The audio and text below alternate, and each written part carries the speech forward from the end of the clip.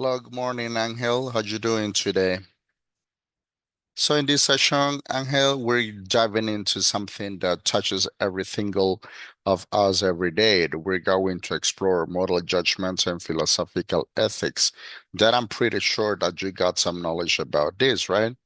Now, I know that probably you might be thinking ethics. Isn't that just about knowing right from wrong, right? Well, it's far more nuanced than that, right?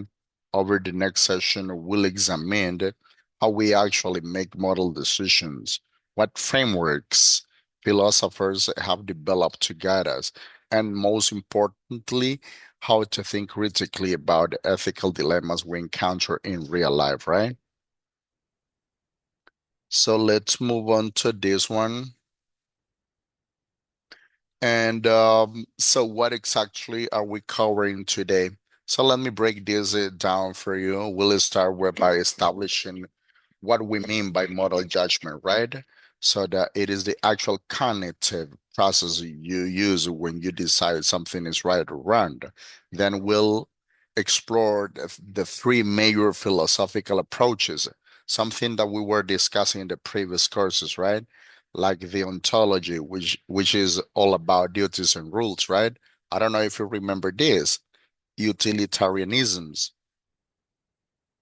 which focuses on consequences and outcomes, and virtue ethics, which emphasizes character and we become as people, right?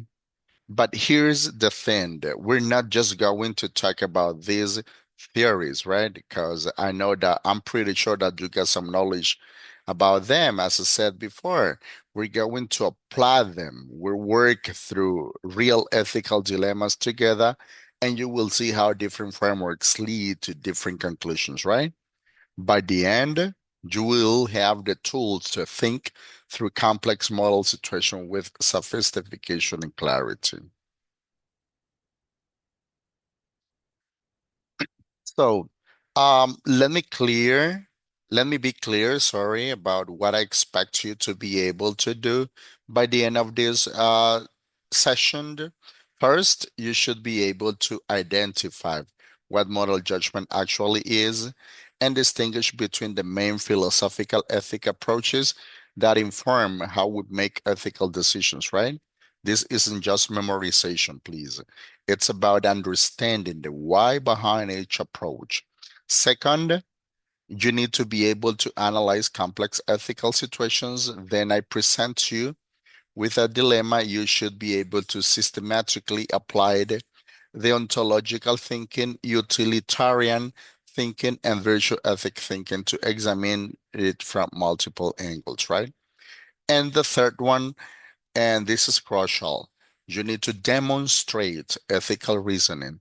That means when you make a moral judgment, you can articulate why you've made it, right? Using the proper terminology and conceptual frameworks we're discussing. You're not just saying, I think this is right.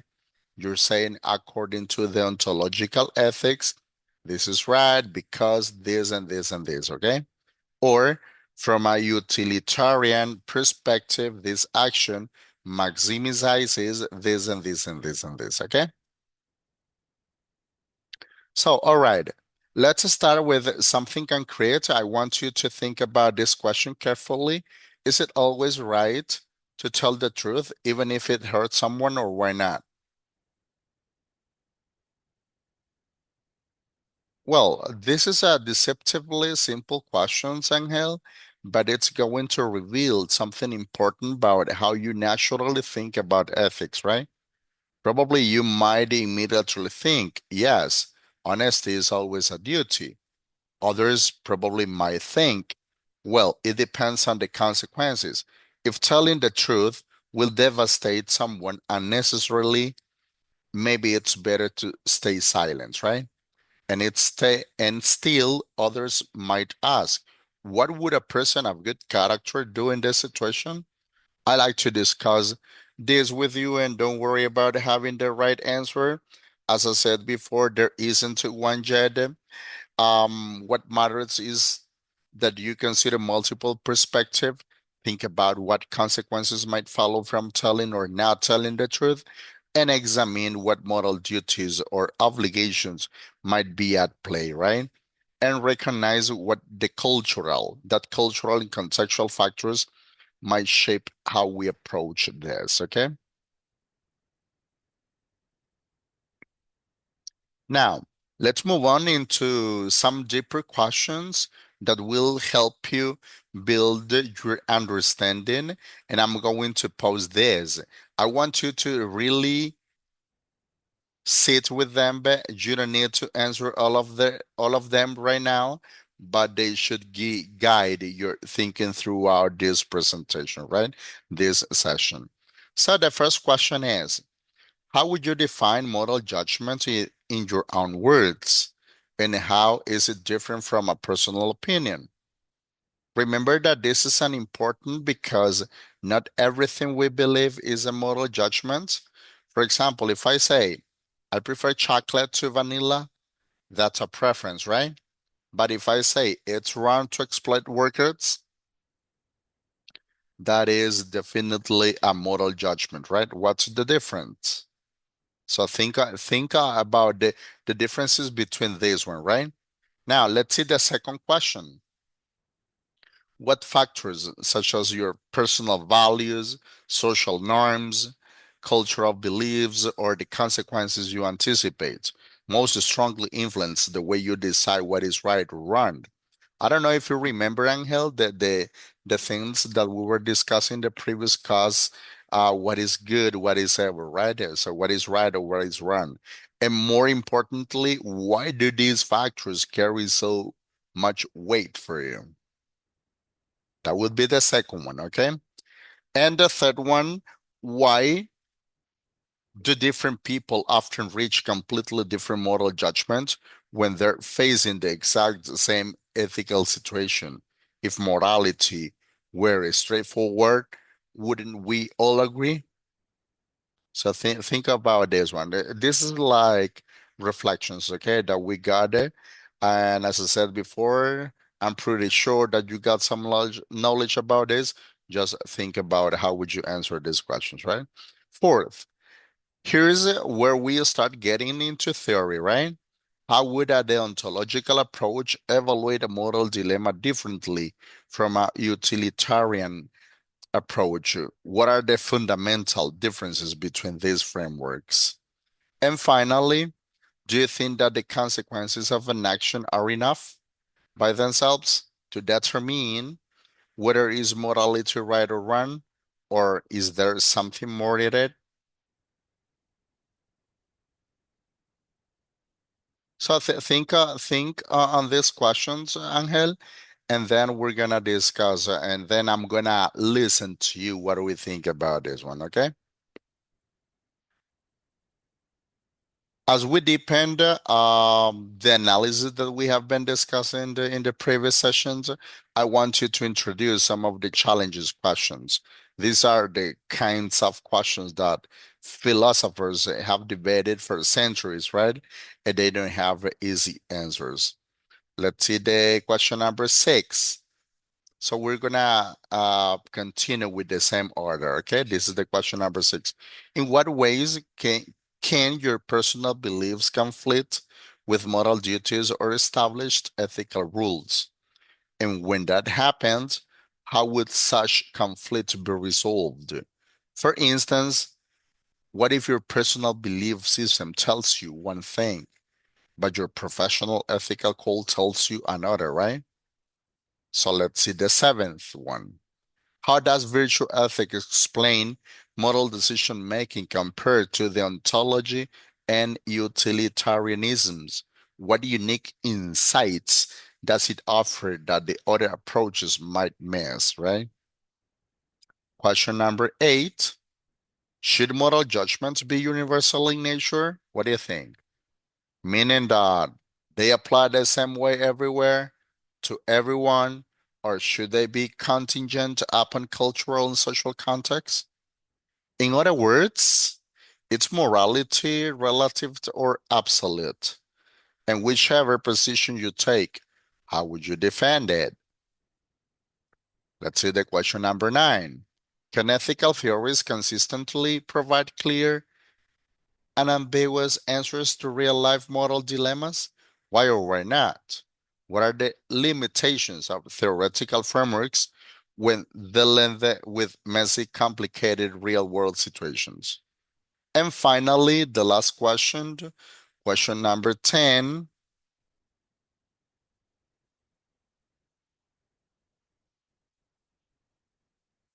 Based on your reading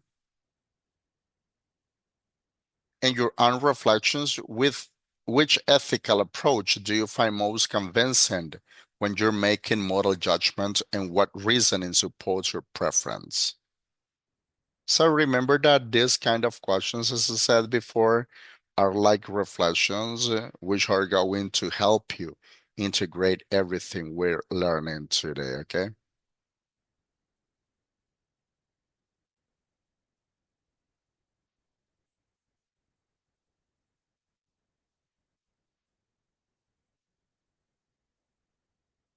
Okay, so now let's establish a working definition. Moral judgment, as you know, refers to the cognitive process, as I mentioned before, through which you evaluate actions, intentions, or characters,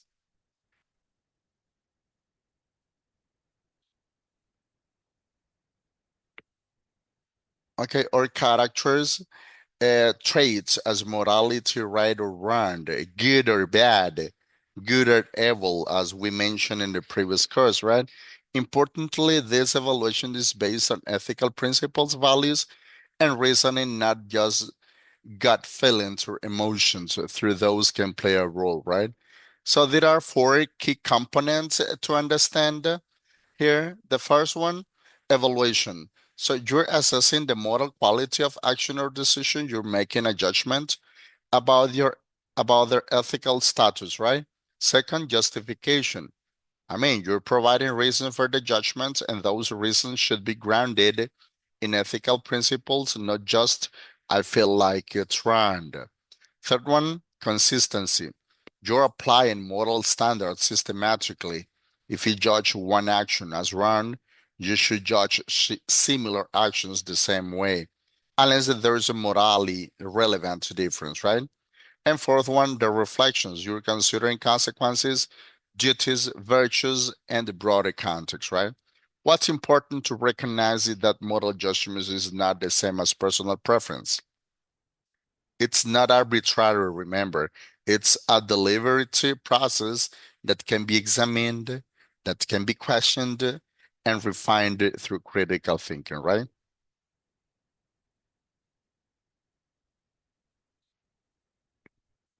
Now, we're going to explore the first major ethical framework, as we mentioned before, which is the ontology, okay, or duty-based ethic.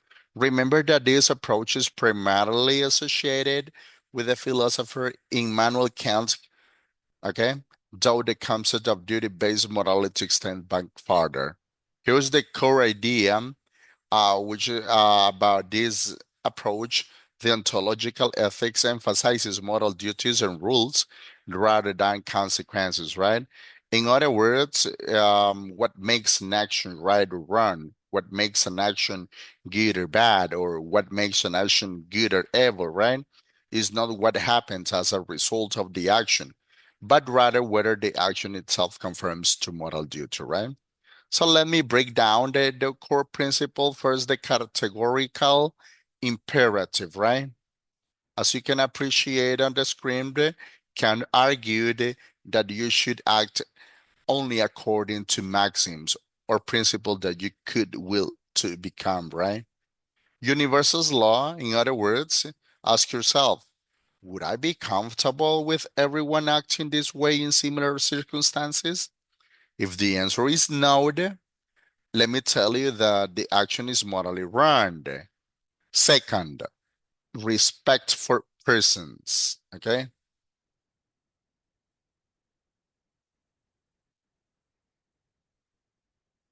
You must treat individuals as ends in themselves. never merely as means to you your ends, right? This is profound because it means you can't use people as tools, even if doing so would produce good outcomes. And the third one, moral absolutes. Some actions are inherently right or wrong, regardless of what consequences they produce. Let me give you a concrete application in the ontological ethics, Angel. Truth telling is considered a moral duty, right? So this means you should tell the truth even when lying might produce better consequences. Why? Because remember that honesty is a duty, right? And duties don't change based on outcomes. Now, you can probably already see a potential tensions here. What if telling the truth causes serious harm? We'll come back to this when we compare the frameworks, okay? Now let's move on um, to the other ethical approach, which is the utilitarianisms, right? Remember that this one it is called it can be called as consequence-based ethics. This framework was developed by philosophers like Jeremy Bentham and John Stuart Mill, and it takes almost the opposite position from deontology. So here, as you can appreciate on the screen, here's the fundamental idea. Remember that utilitarian ethics evaluate actions, as I said before, right? Based on their outcomes and overall utility. I mean, in other words, what makes an action right or wrong is what happens as a result of an action, right? Now, let's examine the core principles. First one, the greatest happiness principle, which are actions are right if they promote the greatest happiness for the greatest number of people. This is the utilitarian mantra, right? You're trying to maximize overall well-being. Second, consequentialisms.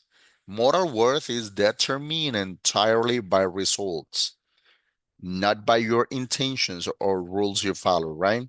Even if you break a rule, if the outcome is better overall, the action is morally justified.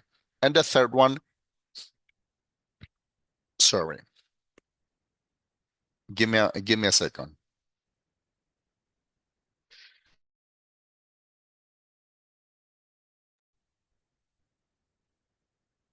Sorry. And the third one, impartiality. Each person, remember that here, each person's happiness counts equally, right? You can't privilege your own happiness or the happiness of people you care about others, right?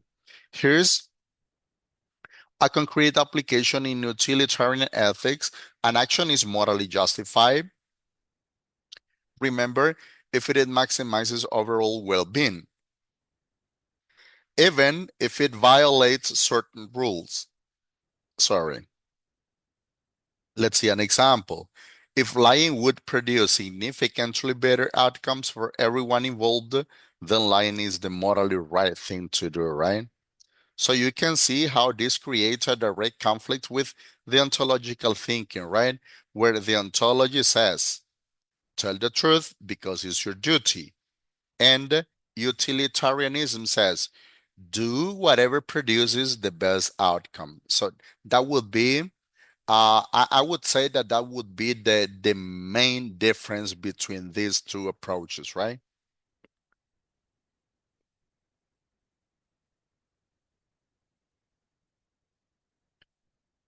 Our third major framework, Angel, is virtue ethics, as I mentioned before, right? And it takes a fundamentality, a different approach from both. I mean, the ontology and utilitarianisms, right? Rather than asking, what is my duty or what produces the best outcomes? Virtue ethics ask, what would a virtuous person do? Who should I become? Virtue ethics, it's rooted as Aristotelian philosophy, right? And it focuses on moral character and the cultivation of virtues rather than on rules or consequences. So now let's see some of the core principles that we got for this ethical approach. First, Eudamia, eudaimonia. This is often translated as human flourishing, right? Or living well. The ultimate goal of virtue ethics is not to follow rules or maximize happiness, but to achieve a state of human flourishing through the development of excellent character, right? The second principle that we got for moral virtues is the moral for virtue ethics is the moral virtues. These are characters, traits like courage, honesty, compassion, wisdom, and justice. These aren't just abstract ideals, right? They're qualifies you cultivate through practice and habituations. Sorry. The third one, practical wisdom or phronesis. This is the ability to discern the right action in specific contexts. And it's not about applying a formula, it's about developing the judgment to know what the situation calls for. And the last one, moral exemplars. You learn virtue by observing and emulating people who embody these qualities. I mean, moral role models, right? So remember that here, the application would be that a morally good person acts from virtuous character traits that have been developed through practice and habituations. So rather than asking what rule applies here or what will produce the best outcomes, you ask what would a person of good character do in these situations, right? Notice here something important, Angel. It's that virtue ethic is more holistic and person-centered, right? It's not just about individual actions. It's about who you are becoming as a person, right?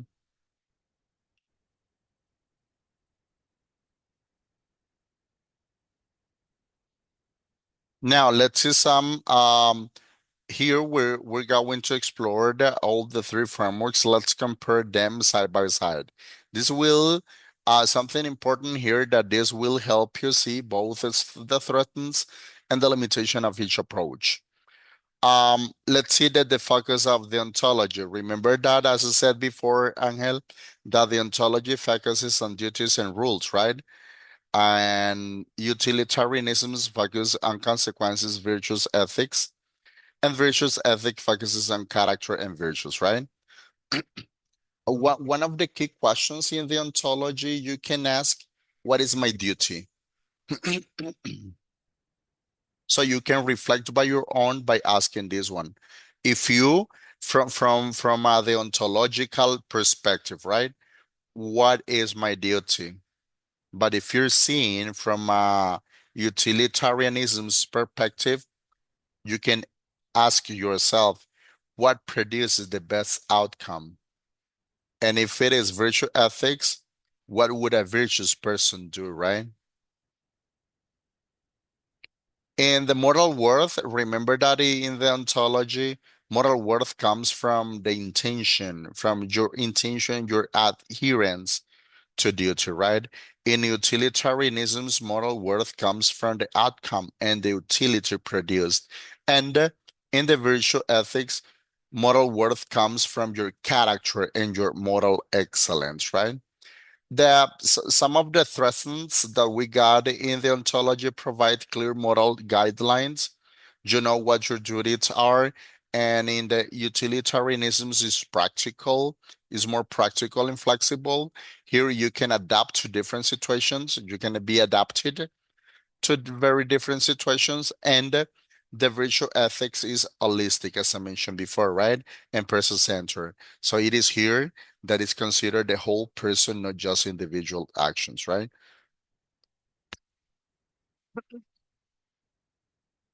Some of the challenges that we got in these three ethical approaches is that the ontology may ignore consequences, right? What it follow when your duty causes serious harm, and in utilitarianism may justify harmful means if they produce good outcomes. This can feel deeply wrong to many people, right? But at that moment for you is the right one. And the virtual ethics lacks clear decision procedure, right? I mean, how exactly do you know what a virtuous person would do in an unfamiliar situation? The reality, Angel, is that each framework offers valuable insights, but no one of them is perfect, right? In practice, thoughtful moral reasoning often involves drawing on elements from all three, right? So that this has been all for this session we're in. Angel. So if you want to read more more deeply information about these three ethical approaches, I mean the ontological, the ontology, utilitarianisms, and virtue, right? So you can find a lot of information, a lot of documentation on the platform. I recommend you to read when you got in your spare time. Okay, read the documents there, and then proceed to complete the assignment that you got for this session. Okay, so that has been all, Angel, and be ready for next one. See you. Bye bye.